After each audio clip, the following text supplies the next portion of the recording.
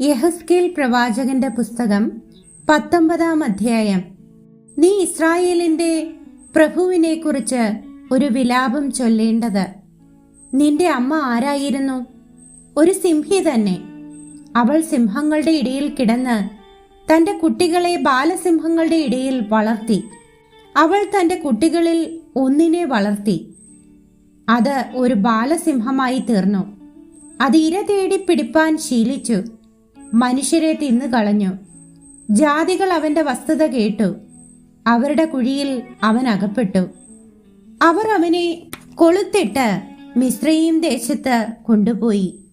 എന്നാൽ അവൾ താൻ വെച്ചുകൊണ്ടിരുന്ന ആശയ്ക്ക് ഭംഗം വന്നു എന്ന് കണ്ടിട്ട് തന്റെ കുട്ടികളിൽ മറ്റൊന്നിനെ എടുത്ത് ബാലസിംഹമാക്കി.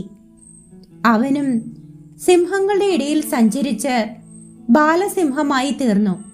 ഇര തേടി പിടിപ്പാൻ ശീലിച്ചു. മനുഷ്യരെ തിന്നു കളഞ്ഞു. അവൻ അവരുടെ രാജധാനികളെ അറിഞ്ഞു. അവരുടെ പട്ടണങ്ങളെ ശൂന്യമാക്കി.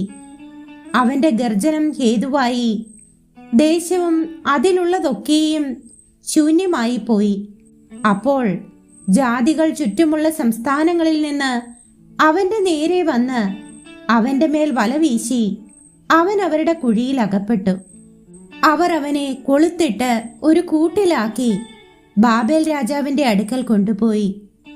ഇനി അവന്റെ നാദം ഇസ്രായേൽ പർവ്വതങ്ങളിൽ കേൾക്കാതെ ഇരിക്കേണ്ടതിന് അവർ അവനെ ദുർഗങ്ങളിൽ കൊണ്ടുപോയി. നിന്റെ അമ്മ മുന്തിരിത്തോട്ടത്തിൽ വെള്ളത്തിനരികെ നട്ടിരിക്കുന്ന മുന്തിരിവള്ളി പോലെയാകുന്നു.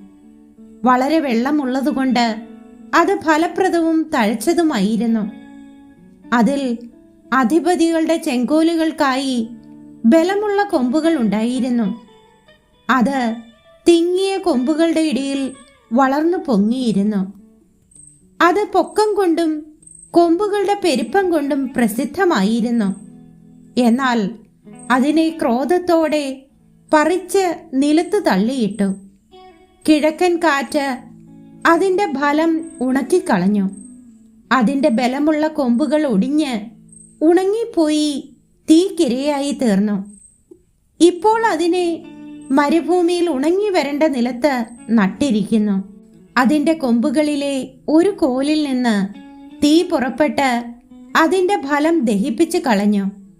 അതുകൊണ്ട് ആധിപത്യത്തിന് ചെങ്കോലായിരിക്കാൻ തക്ക ബലമുള്ള കോൽ അതിൽ നിന്ന് എടുപ്പാൻ ഇല്ലാതെ പോയി. ഇതൊരു വിലാപം, ഒരു വിലാപമായി തീർന്നുമിരിക്കുന്നു.